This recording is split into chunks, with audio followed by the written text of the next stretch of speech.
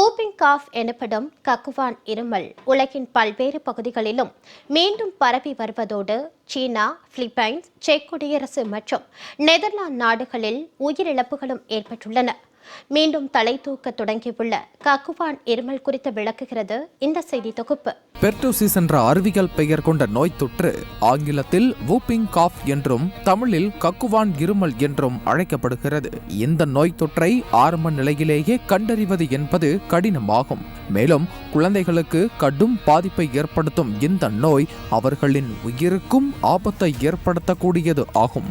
இந்த ஆண்டின் முதல் 2 மாதங்களில் மட்டும் சீனாவில் 13 இறப்புகள் பதிவாகியுள்ளன. மேலும் 32,380 பேர் பாதிக்கப்பட்டுள்ளனர். இது முந்தைய ஆண்டை விட 20 மடங்கு அதிகம் என சீனா தெரிவித்திருக்கிறது. 2024ஆம் ஆண்டு முதல் 3 மாதங்களில் 54 பேர் இந்த நோயால் பாதிக்கப்பட்டு இறந்திருப்பதாகவும், கடந்த ஆண்டை விட நோயின் தொற்று எண்ணிக்கை 34 மடங்கு அதிகமாக இருப்பதாக பிலிப்பைன்ஸ் கூறியிருக்கிறது.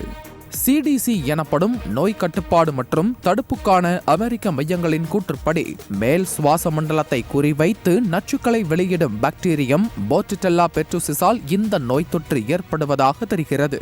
மூக்கடைப்பு, லேசான காய்ச்சல், லேசான இருமல் போன்ற சாதாரண ஜலதோஷத்தின் அறிகுறிகளைப் போலவே இந்த நோய் காணப்படுவதால் அறிகுறிகள் கடுமையாகும் வரை இந்நோயின் தாக்கத்தை கண்டறிவது கடினமாக உள்ளது.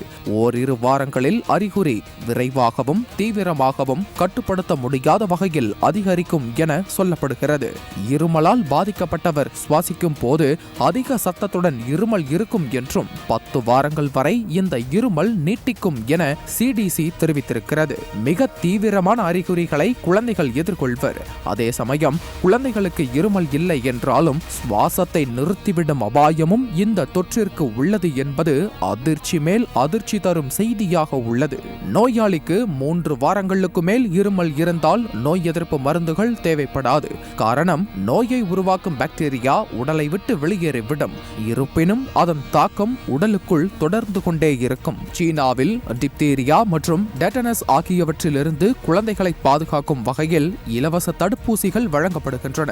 அமெரிக்காவில் 7 வயதுக்குட்பட்ட குழந்தைகளுக்கு என ஒரு தடுப்பூசியும் 7 வயதுக்கு மேற்பட்டவர்களுக்கு மற்றொரு தடுப்பூசியும் செலுத்தப்படுகிறது.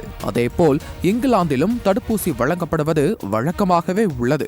இதற்கிடையே இந்த நோய்க்கான தடுப்பூசி விநியோகத்தில் மே மாதத்திற்குள் தட்டுப்பாடு ஏற்படும் என பிலிப்பைன்ஸ் தெரிவித்திருக்கிறது.